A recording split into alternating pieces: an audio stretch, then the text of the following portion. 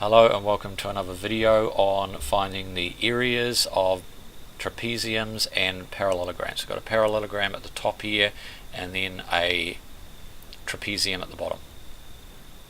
Look at the parallelogram to begin with, and if I bring up a figure here, we will see that it's very similar, although in exams and tests it can be drawn slightly off scale, slightly different. So notice that this is still 20 here, although it might look a bit more less slopey, shallow slope here, but it's really the same as this triangle over here. Now that's 38 degrees, so it's important just to have the same numbers in there.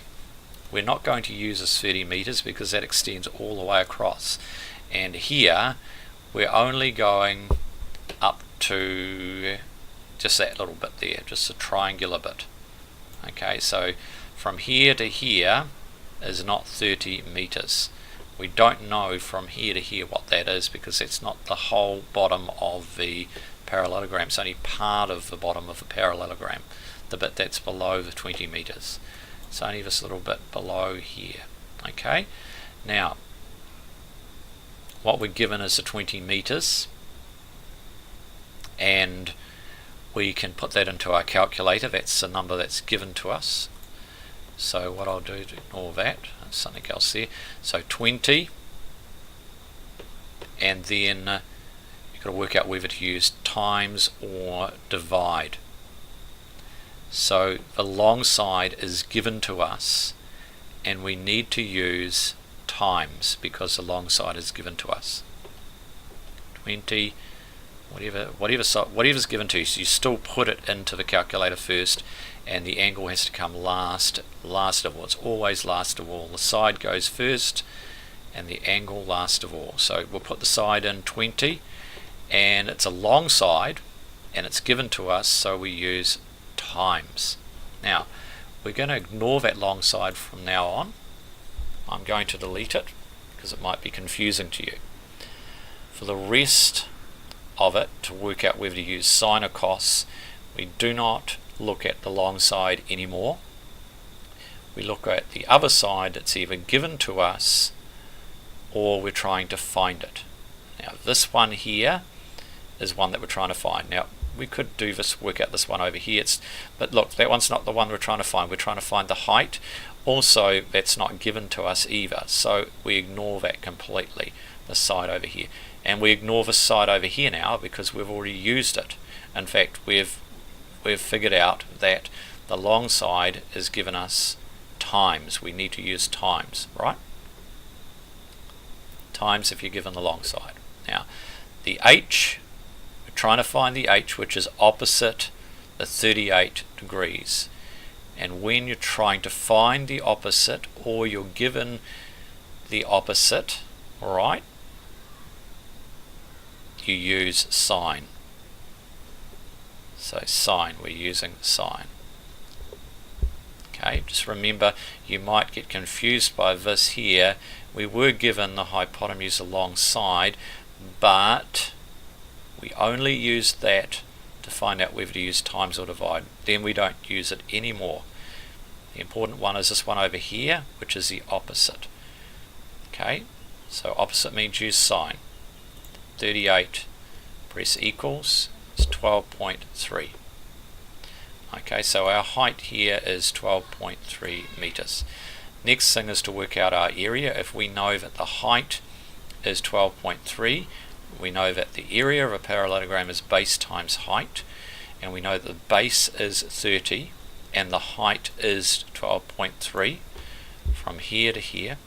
If you just worked it out, then the area is going to be 30 times 12.3, which is 369 meters squared. Don't forget the units, meters squared for the area, because that's two-dimensional when you're trying to work out something inside there. You're walking around the outside, that's just walking and nothing to do with the inside. It's one-dimensional, technically speaking, and so it's just m, 100 meters. Alright, so to go around the outside, we would have 20 plus 30 plus 20 on this side here because it's symmetrical over here, plus 30 at the top, and that adds up to 100 meters for the perimeter. That's how you work that out. Also missing angles. Let's go to missing angles here. So we will have a look at our figure over here, which we've got, and this is it over here. Now if you just ignore some of these things here, we'll use them in a minute. I'll show you what they're for in just a moment. Okay, so we've got 38 degrees here. Now we know that the very opposite one looks very similar. If you were to rotate this whole figure around halfway, you would find that this one maps on perfectly onto this one here, meaning that that one there is exactly the same as 38 degrees. So we know what that one is there. Alright. Now, we also know that, let's cut and paste this. This one here is a corresponding, we call it corresponding angle. It's the same as this one. If I were to take that angle and then shift it, cut it out, and then shift it over to here, we'd find that that would map on exactly on top of that angle there, and so we know that that one there as a corresponding angle is also equal to 38 degrees. Right, next step to find the other angles. So to work out this angle here, we know that the angles on a line, this angle and this angle, have to add up to 180. So I could go 180 minus 38 is 142. So this one here is 142. And you can just check that 142 plus 38 add up to 180, which is what we want. Angles on a line add up to 142. Now also for symmetry, let's just have a look at this. If I get just delete someone, so we don't need the height at the moment, so how about we just delete that? Okay, we want to find out this angle over here on the other side. Now if I just maybe just get a tool here. Oops, hang on. I'll find out where it is actually. Hang on, whoops. Hang on, I think it's shapes. So just try to remember what I was doing actually here. So if I take, just create an angle, I may as well do this for us here. Whoops. Angle. Okay, delete it. Sorry about that. Okay, bit of a problem. I've just forgotten how to do it there. Okay, right, we've got it. So we've got an angle there. Now, as far as symmetry goes, we've got 142, and I can drag this one here across, and it's not going to drag. So we've got to just go back to image here. It's a little bit awkward learning how to, I know how to do this, so sometimes I just forget what to do. I've got to make the right clicks here, and then select it, and then drag it across. So 142 degrees, because it's opposite the other thing there. So you always just delete that as well. So we've got all of the angles there inside the parallelogram. Alright, so next step is to get rid of that out of the way, and we are going to work with the trapezium. So trapezium is a little bit more complicated, although we start with our triangle again. So let's just look at that triangle here, which I've already drawn up here. So we've got that triangle right there. Now if we look at that side there, 23 centimeters, and I could just hang on just a minute.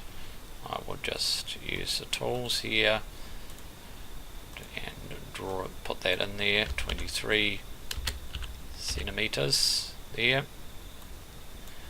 Okay, and we're making sure this is all done perfectly for us here. So we know that's 23 centimeters there, and that's our long side that's given. We're given the long side, the hypotenuse, we use times. So on our calculator we can go 23 times. We no longer need to use that 23, so we can just ignore it. Now we don't use our long side in determining whether to use sine or cos. We look at the other side that's involved, and that's our h here. could be given to us, or it could be something that we're trying to find, our h here, and that one's opposite. When it's opposite, we use sine. Sine of 64 degrees equals 20 point, well, it says 20.6, but the 7 has to be rounded up. We look at, if a second decimal place is a 7, then the first decimal place, or second decimal place, is 5 or more. Okay, second decimal place is 5, 6, 7, 8 or 9.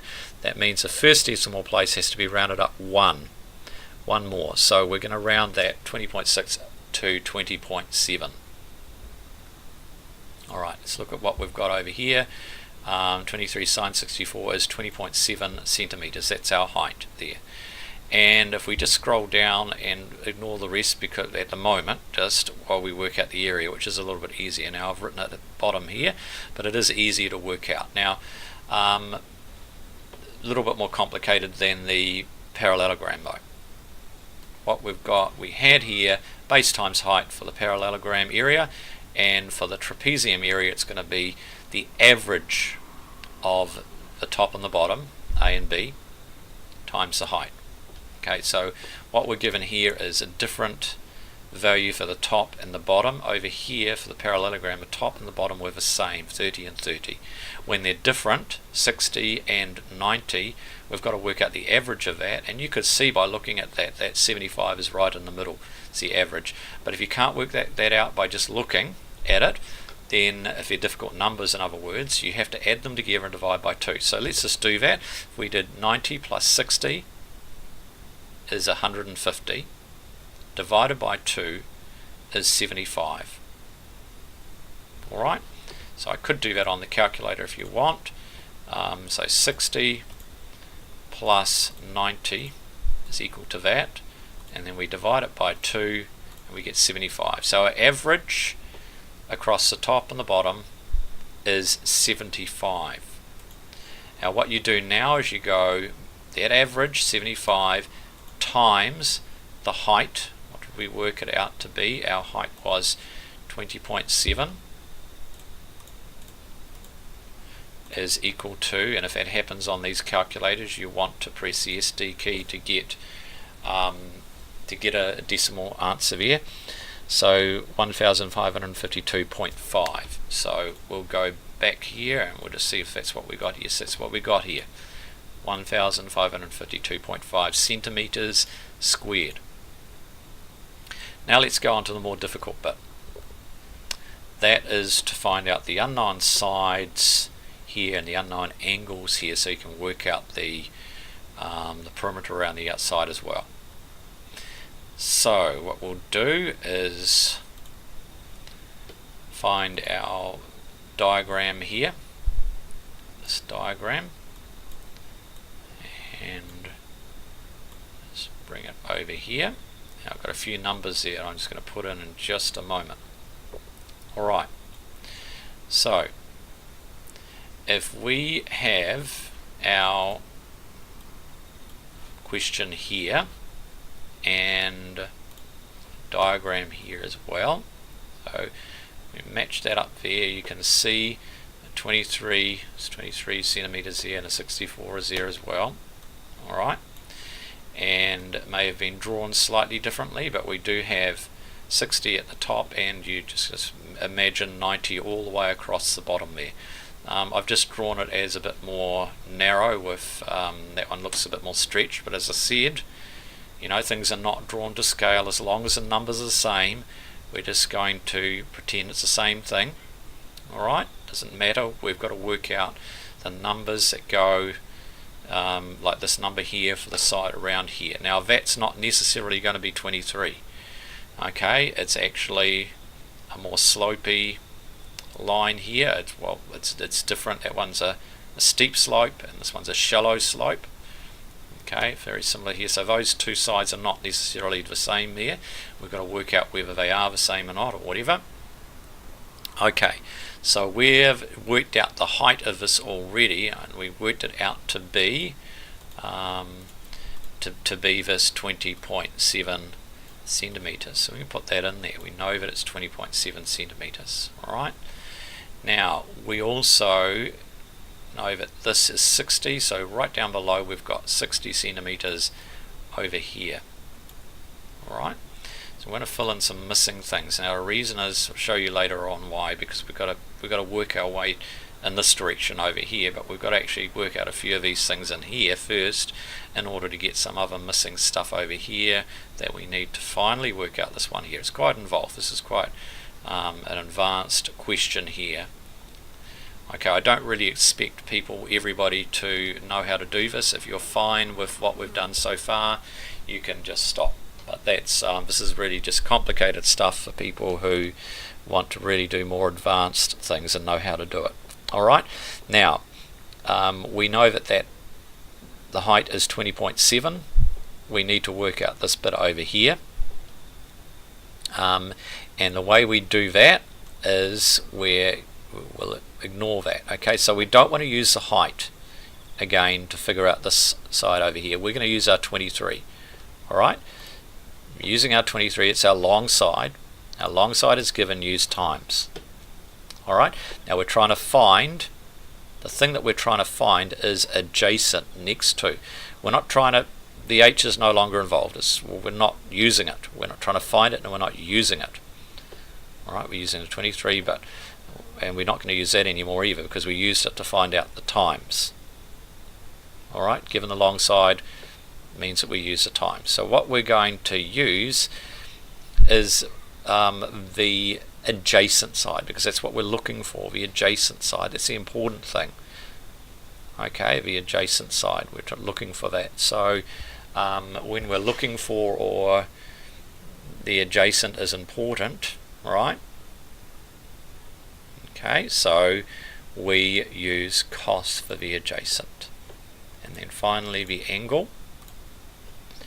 Okay, so we round this up to 10.1 because the 8 second decimal place is 5 or more, means that the first decimal place has to be rounded up from a 0 to a 1, so it's 10.1 centimeters. 10.1 centimeters, move that across there so we know it's 10.1 centimeters. Alright, next bit is we know from all the way across from here over to here is 90 centimeters. So from here to here all the way across the bottom is 90 centimeters. So what you can do is you can go 90 minus 60 minus 10.1 and you should end up with let's see what we worked it out to be. 90 minus 60 minus 10.1 is 19.9 centimeters. Okay, so it looks like I'm going to have to just put that in again. 19.9 centimeters across the bottom there. Alright, and select that so I'm ready to be able to move things later on when I need to. Okay, so that's 19.9 centimeters there. And next step is we know that this bit here is 20 centimeters. Well, it's the same as that height there, so I'll just move it across. So that bit there, we're going to use this triangle here. Now, if we're trying to find an angle, we're trying to find this missing angle here. That is found by using inverse tan. Now, the reason for this is if you can think of a trigonometry word TOA. TOA. T-O-A. Tan, opposite, O is for opposite, and then adjacent. If you're given the opposite and the adjacent, in other words, the two short sides that are next to the right angle, we use inverse tan to find the angle. And it's T for tan, O for opposite, which is next, and then A for adjacent, which is last. So if we put that into the calculator, we can go inverse or shift tan 20.7, that's our opposite, remember. Okay, T O for our opposite 20.7 divided by A adjacent, which is 19.9 equals, and our angle is 46.1. So it's this angle here, which I've already got ready to move, and so we know this angle here. Don't put it up there, because if you put it up there, let's see what happens if you put it up there. Okay, suppose we had that angle up the top there.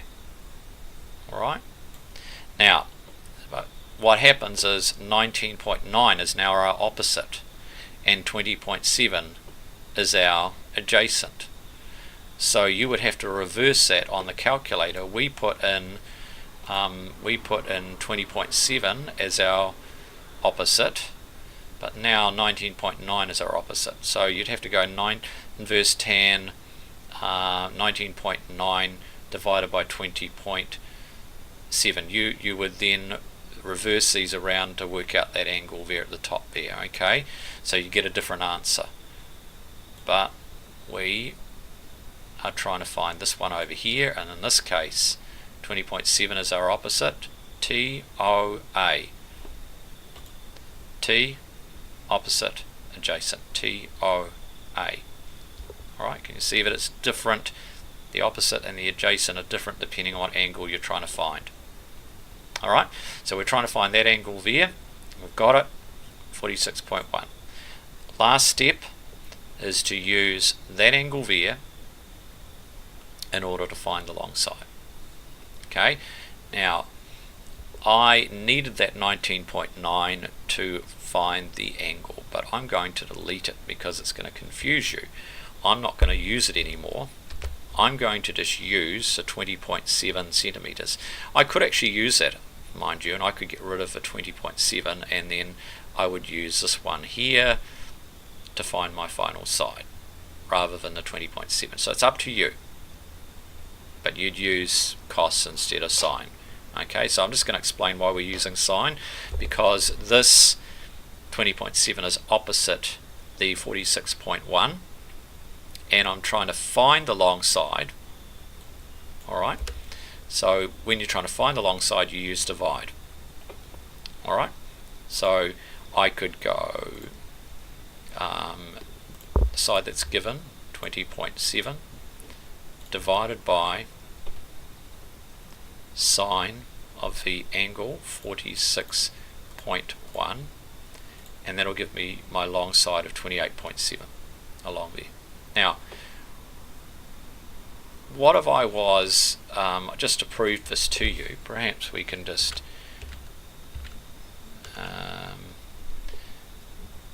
have a look at this here, get rid of that. Okay, what if I wanted to use that side there? Because you might think, well, we'll get a different answer.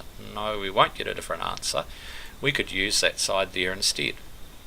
But what we're going to do, once again, is start with that side that's given, 19.9, and we're going to use divide again because we're trying to find the long side. Alright, so divide, but this time that side, we ignore the long side, but the other side here is adjacent next to, so we use cos.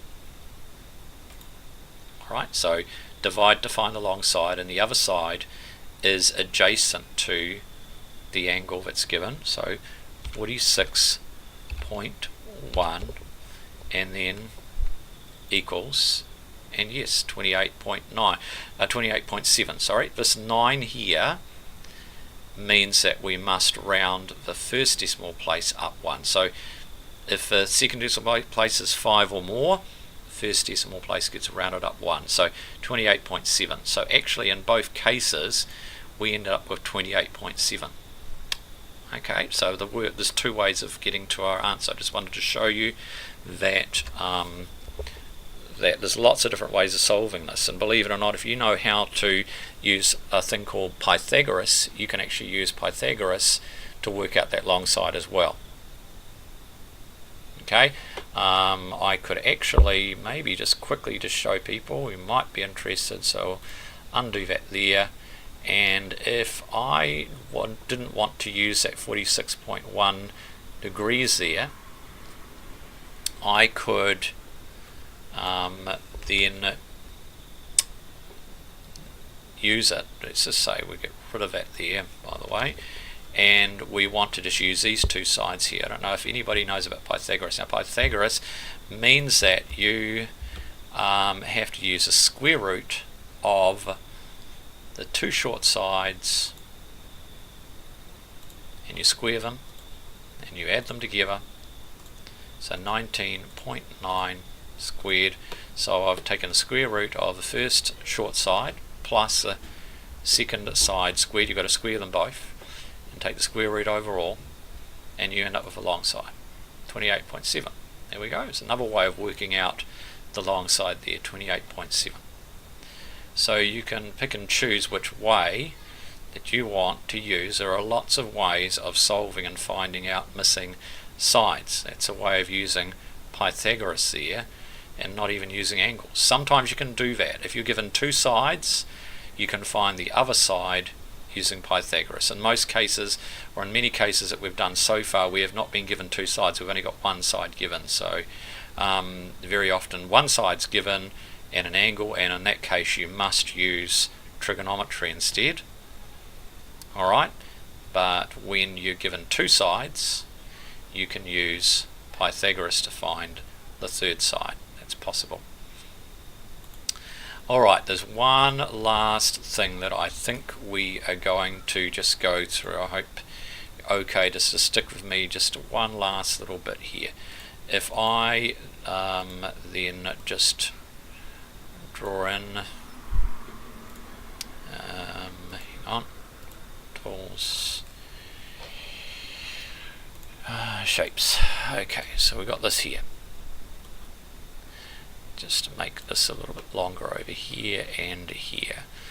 Alright, what we're going to try and do is find some of these angles here, the missing angles. So I want to get rid of that and get rid of that there, get rid of this here, get rid of this over here, and I want to try and find the missing angles. Now these two angles here are what we call alternate. This one, and paste that there, and this one here are alternate angles. You notice that if we rotated that one there around, we would get, if you notice that from there to there and there to there, they actually look the same. They're very small angle, sharp small angle.